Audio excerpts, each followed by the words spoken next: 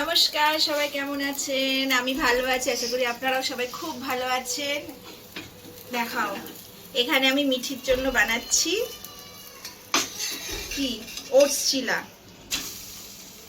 আজকের আমি চলে যাব বোলপুরে, মিঠির তাই হবে মন খারাপ, তাই জন্য মিঠির জন্য আমি খাবার করে রাখছি। মিঠি এটা রাতের বেলায় খাবে, তাই তো মিঠি? হ্যাঁ। আচ্ছা, দেখিয়ে দাও, এটা দেখা যাচ্ছে? হ্যাঁ, ছোট ছোট ওটসের চিলা। এটা এখন আমি খুব খাই, যেহেতু মিঠিও ডায়েটে আছে, মিঠিও এটা খুব খায়। এটা হয়ে গেলে তারপর চান টান করে রেডি হব, বোলপুরের উদ্দেশ্যে যাব। এই যে আমি রেডি হয়ে গেছি, আর ব্যাগ সেরকম নেই, একটা কাঁধ ব্যাগ নিয়েই যাব। দুদিনের জন্য যাওয়া, আবার তো সোমবার চলে আসা। তো আমি রেডি হয়ে গেছি, এবার হচ্ছে বেরোবো। 2:40-এর ট্রেন, এখন একটু সময় আছে। দেখেছেন, আপনাদের সাথে কথা বলতে বলতে চার্জারটা নিতে হবে। চার্জারটা নিয়ে নেব, নিয়ে এবার আমি রওনা দেবো। তারপরে মোটামুটি যে বোলপুর যাওয়ার রাস্তা, সেটা তো আপনাদেরকে অনেক ব্লগে দেখিয়েছি, তাই এখানে আর কিছু দেখাবো না। একেবারে বোলপুরে গিয়ে কি করলাম না করলাম, যদি কিছু নতুন কিছু করি বা নতুন জায়গায় কিছু যাই, অবশ্যই সেটা আমি আপনাদের সাথে শেয়ার করব। এবং আপনাদের সাথে শেয়ার করা না, আমার স্মৃতিটাকেও তুলে রাখা। তো সাথে থাকুন, পুরো ভিডিওটা দেখুন। এখান থেকে শুরু করছি, কিন্তু হয়তো দিন দিন আমি শেষ করব না, হয়তো 2-3 দিন একসাথেও দেখাতে পারি। কিন্তু আপনারা যেমন সঙ্গে থাকেন তেমনি সঙ্গে থাকবেন। চলুন, দেরি হয়ে যাচ্ছে, এবার বেরোই। তো টাটা জানিয়ে দিলাম। এই মিঠি এসেছে, মিঠির সাথে একটু কোলাকুলি করে তারপর যাব। এই যে মা দোল্লায় বসে আছে। যদিও একটু পরে মিঠি কোথায় যাবে? কি সিনেমা? সপ্তডিঙা? আচ্ছা ঠিক আছে, যাও ঘুরে এসো, আর আমিও বেরোই।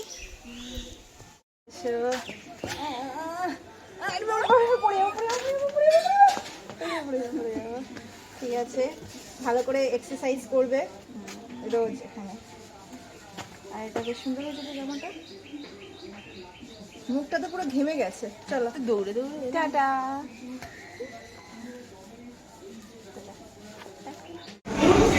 চলে এসেছে আমাদের ট্রেন, আমাদের বগি এখনো আসেনি, সামনে থেকে আসুক।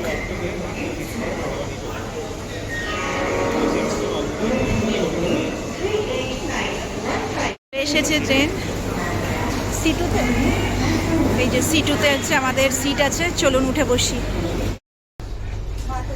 ট্রেনে উঠে বসে পড়েছি।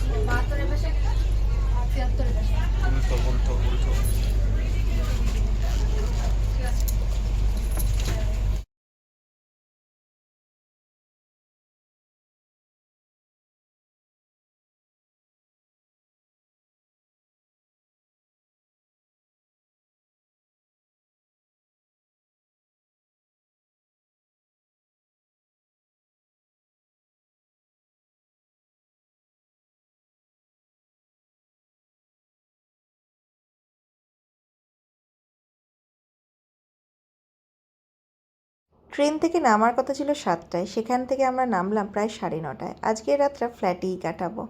এত দেরি হয়ে গেল কি বলবো, চারদিকে এত বৃষ্টি হচ্ছিল, ট্রেন অনেকক্ষণ কিন্তু তার জন্য লেট হয়েছিল।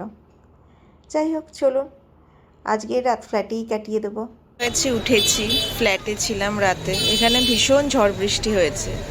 আর আমাদের যে ফ্ল্যাট সেটা একদম বাস স্ট্যান্ডের গায়ে, তাই সকাল থেকে এই ধরনের আওয়াজ ভীষণ ডিস্টার্বিংস হয় করে। আজকের আর হাঁটতে গেলাম না, ভালো লাগছে না, ওয়েদারটাও আজকের ভালো নেই, তাই আজকে আপাতত এখানে লোকের যাতায়াতই দেখি জানলা থেকে।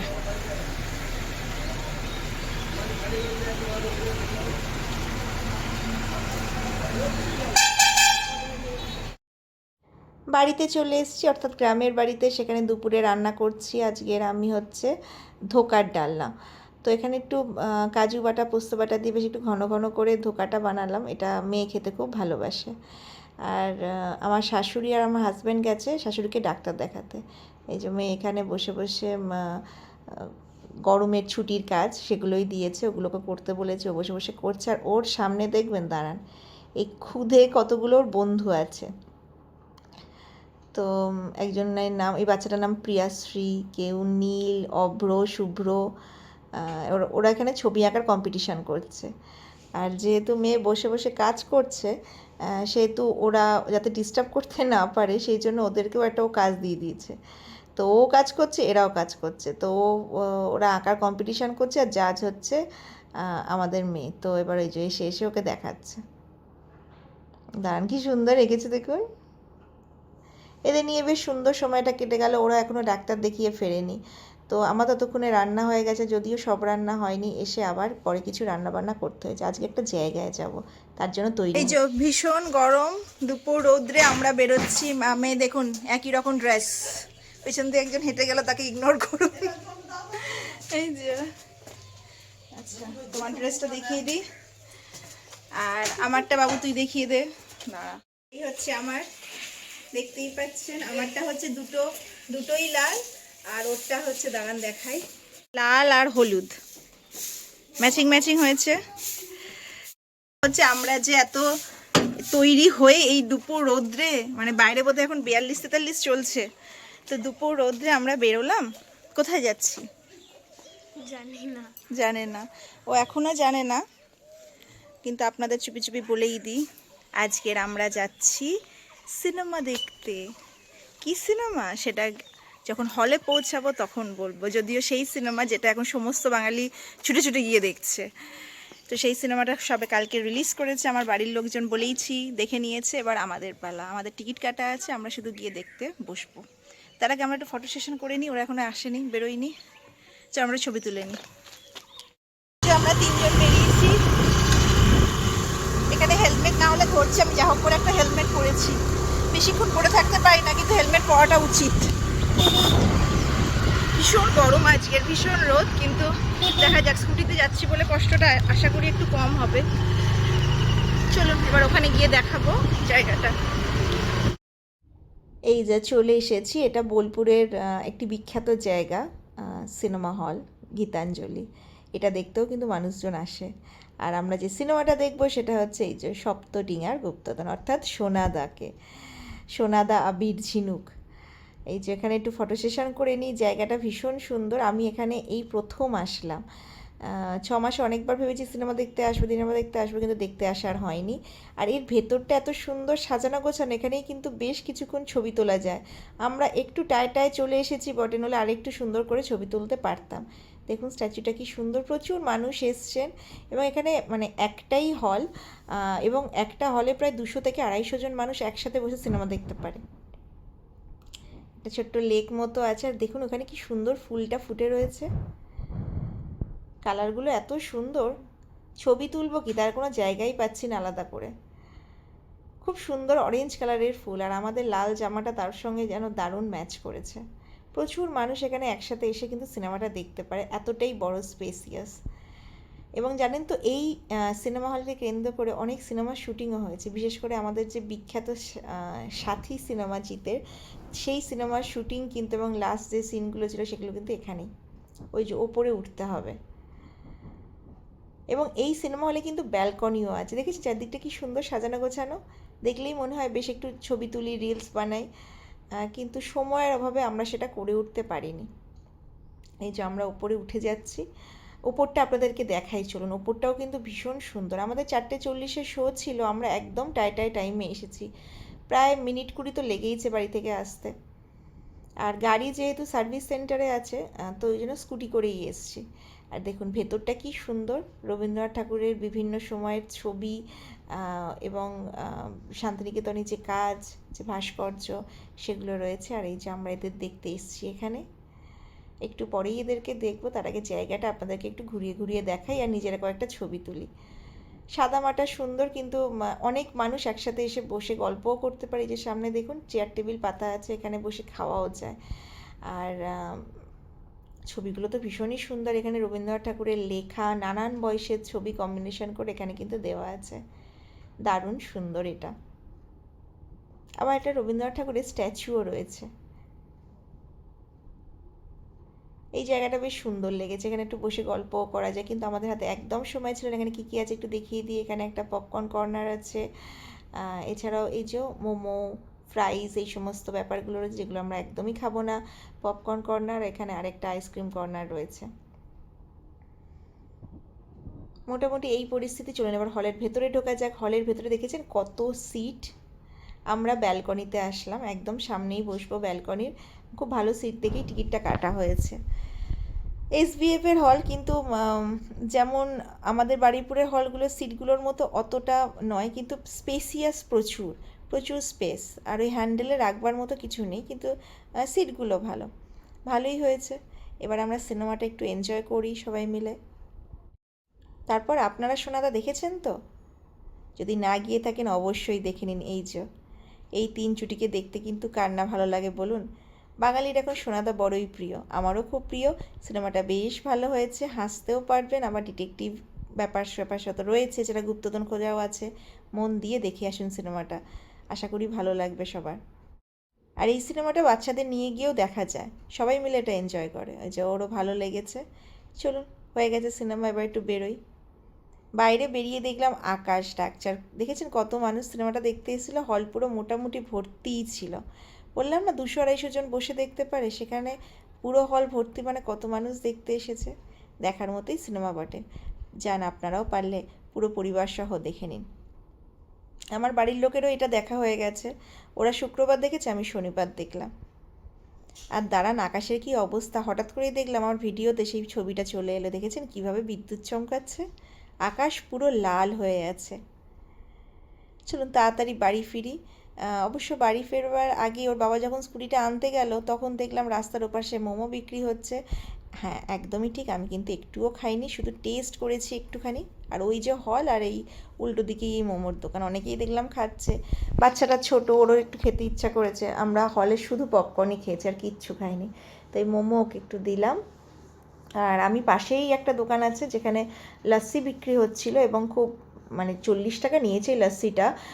মানে খুব কি বলবো, খুব ক্রিমি ক্রিমি লস্যি আর কি। তো দইয়ের ভাগটা বেশি, জলের ভাগটা কম। তো এটা একটু খেয়েছিলাম। খেয়ে রাতে বাড়ি ফিরে এসে ঘুম। পরের দিন সকালবেলা একটু বাগান ঘুরতে বেরিয়েছি। এই বাগান ঘুরতে আমার বেশ ভালোই লাগে।